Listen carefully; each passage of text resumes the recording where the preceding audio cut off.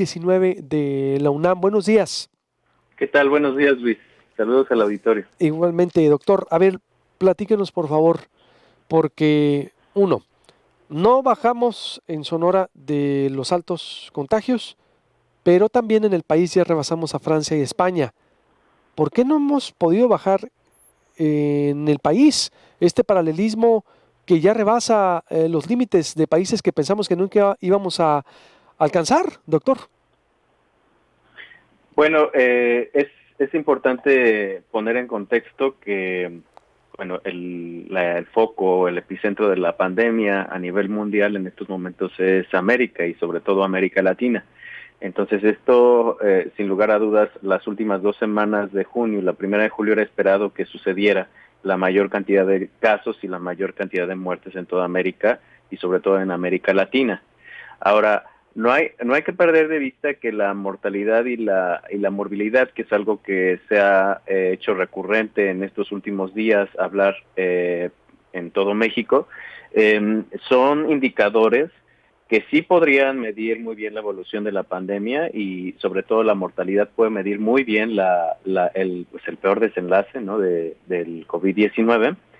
Sin embargo, sabemos que a nivel mundial ha sido un problema a tomar como indicador solamente los muertes, ya que subestiman pues la cifra total de muertes, no toma en cuenta básicamente las muertes indirectas de las personas que mueren pues sin hacerse la prueba o que por la distancia física y otras medidas de reconversión hospitalaria pues dificultan el acceso a la salud, sobre todo en otras enfermedades preexistentes.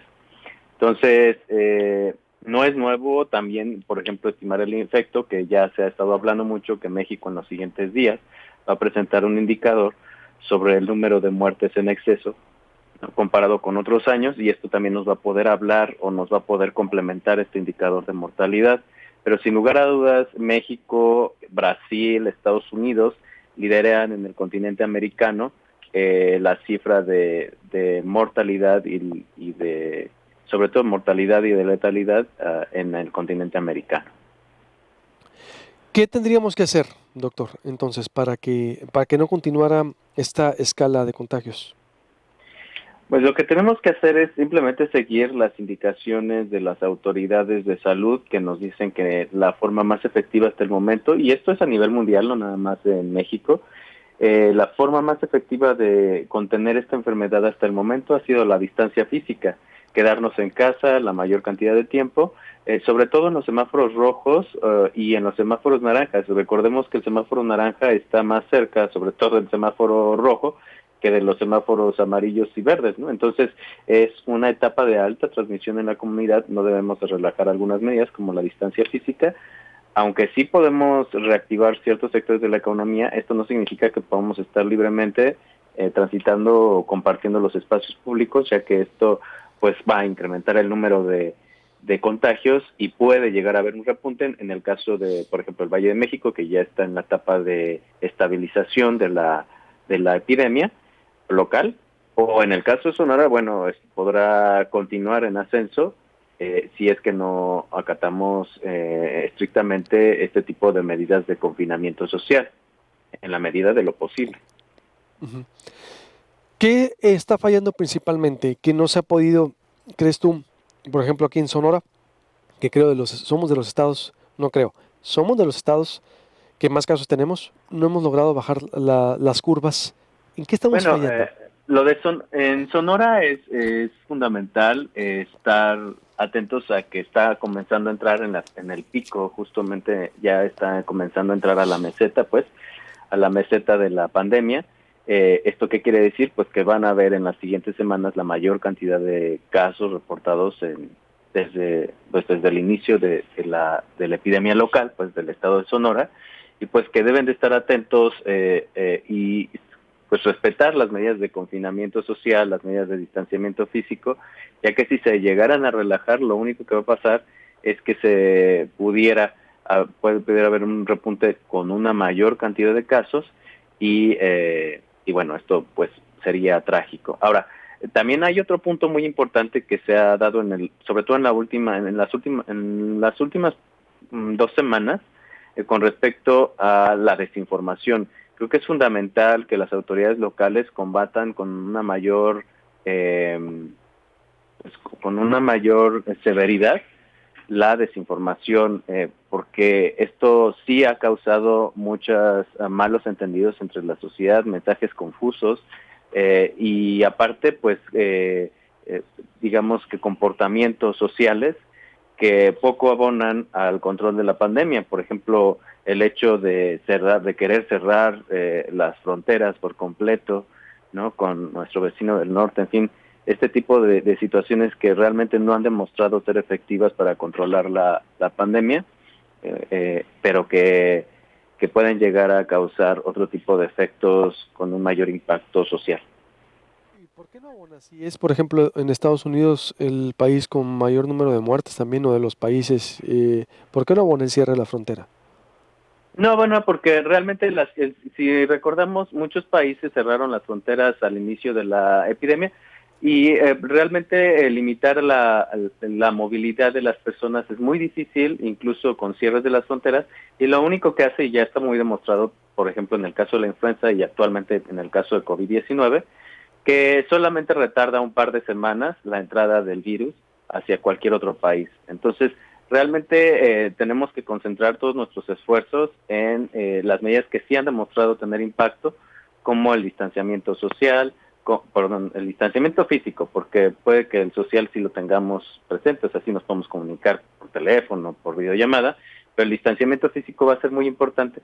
Y otras medidas que también han impactado en el control de esta epidemia es el uso del cubreboca. Eso es muy importante, el uso de cubreboca y caretas faciales. Entonces, este tipo de medidas, eh, por supuesto que abonan una mucho mayor certeza en los procesos del control de la epidemia, y el cierre de las fronteras lo único que hace es dificultar el paso de los insumos vitales para la sociedad, y dificultades de intercambio, pues no solamente de bienes básicos, sino también de personas que apoyan logísticamente a los servicios sanitarios, de personas que están apoyando el control de los enfermos, el cuidado de los enfermos, y de personas que deben de viajar fundamentalmente por las actividades esenciales, como son los negocios, las actividades de visita, familia y amigos esenciales para el cuidado de las personas, de la familia, y los expatriados, ¿no? Las personas que viven en uno u otro lado de la frontera y se tienen que estar desplazando para su lugar de residencia habitual.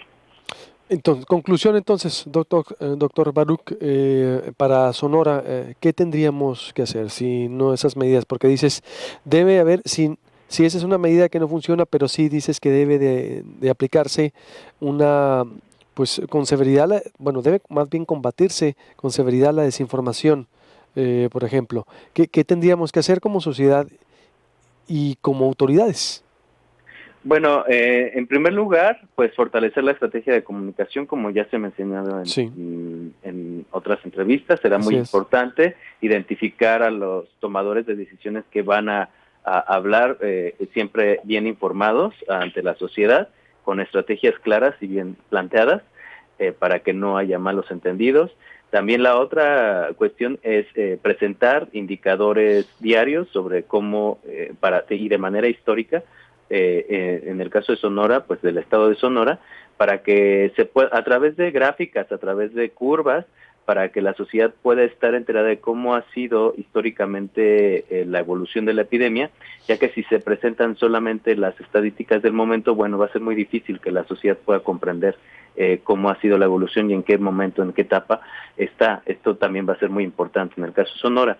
Y la otra es que, bueno, se trabaje en indicadores más y que complementen las cifras, por ejemplo, de mortalidad y morbilidad, sobre todo en estos indicadores que no son nuevos, pero que sí son importantes en la parte de riesgos, de situaciones de desastre, como lo es que es el número de muertos en exceso. Entonces, así como, por ejemplo, otros estados de la República, como lo ha hecho la Ciudad de México, de nombrar una comisión de expertos que evalúe pues los certificados de defunción, las actas de defunción, para ver cuáles muertes están relacionadas en exceso con COVID, y aclaremos bien la cifra bueno, la cifra complementaria mortalidad y morbilidad, bueno, nos va a dar una visión más clara de cómo es que está impactando la epidemia a nivel local.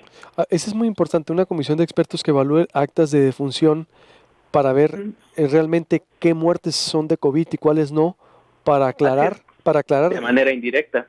Sí, para aclarar, porque recordemos que ningún país ni ninguna ciudad va a poder tener la capacidad de muestrear a todos los casos sospechosos, sobre todo porque la mayoría son leves, entonces no, pues no se van a presentar en un hospital, no van a requerir una atención médica especializada, más que de seguimiento a distancia en casa, y tal vez no sean candidatos a la prueba por este hecho de que se prioricen las pruebas, las pocas pruebas que hay para los casos más graves en los hospitales, pero igualmente tampoco vamos a poder testear o hacer pruebas en todas las muertes, porque, bueno, obviamente se privilegia a las personas, pues, ¿Quién debería de confirmar esa comisión de expertos? cada estado tiene la facultad de nombrar una comisión de expertos que le apoye en el análisis de este tipo de información, sobre todo de los indicadores del número de muertes en exceso, y también en apoyo del gobierno federal, que también ya está montando una plataforma para este tipo de procedimientos. Entonces, conforme sean más robustas el análisis de la información indirecta que puede estar relacionada con COVID, pues vamos a tener una mayor certeza de cómo es que se está comportando la epidemia de manera local. Sí, exactamente. ¿Hay dudas o se puede sospechar de que haya mal conteo en autoridades estatales, por ejemplo, o que no estén, o que estén a lo mejor calificando, dictaminando muertes que son de COVID y no son? A nivel general. Bueno, es que recordemos que la mortalidad, el indicador de mortalidad por sí solo es muy complejo de estimar. Exacto. O sea, sí se puede estimar en los hospitales quién sí pudo haber muerto por COVID o una causa relacionada con COVID. Pero recordemos que una gran cantidad de personas también están teniendo un poco acceso a los servicios de salud que normalmente tenían, por ejemplo, las personas con hipertensión, con diabetes, pueden llegar a tener ciertas dificultades para acceder o pueden incluso pensar que no es un buen momento para ir al hospital y si es que ellos presentan complicaciones y entonces poder exacerbarse sus complicaciones y morir de esa enfermedad, diabetes, hipertensión, y entonces eso también es una causa indirecta de mortalidad elevada, ¿no?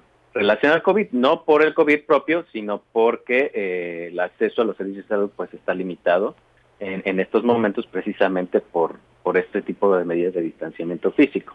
Entonces eso es un fenómeno mundial que se ha analizado y esto precisamente este tipo de comisiones de expertos que analizan este tipo de información de mortalidad indirecta o mortalidad asociada, probablemente asociada a COVID-19, ayudan mucho a tener una idea más clara de cómo es que se está comportando la epidemia a nivel local. ¿Quién la conformaría, nomás para cerrar por último? Bueno, depende mucho de los recursos de salud disponibles en cada uno de los estados. Aquí, por ejemplo, se están conformando por infectólogos expertos en el tema y por epidemiólogos expertos, tanto de, por ejemplo, en este caso en la Ciudad de México, un destacado investigador que está al frente de esta comisión es el doctor Arturo Galindo, que es el epidemiólogo del Instituto Nacional de Ciencias Médicas y Nutrición, Salvador Subirán, entre otros expertos en epidemiología. Entonces, tanto académicos como del gobierno federal y de los gobiernos locales. Entonces, esta es una buena iniciativa que, por lo menos en el Valle de México, ha ayudado mucho a evaluar el impacto y a dar cifras al gobierno federal, a aportar cifras que le puedan ayudar a estimar este tipo de muertes asociadas a COVID. Sí, eso nos daría una fotografía más completa. Le agradezco mucho, doctor. Como siempre, Muchas gracias estamos a ti, en Luis. contacto. Me quedo con esta recomendación para que se clasifiquen entonces las defunciones para ver cuáles realmente son por COVID y cuáles no a través de análisis de actas de defunciones. Y bueno, y todo lo demás que dijo, la estrategia de comunicación y las medidas también. Gracias, mi estimado, como siempre. Vamos ahora con el doctor Monteverde o con Secretaría de Salud, porque este tema sí es muy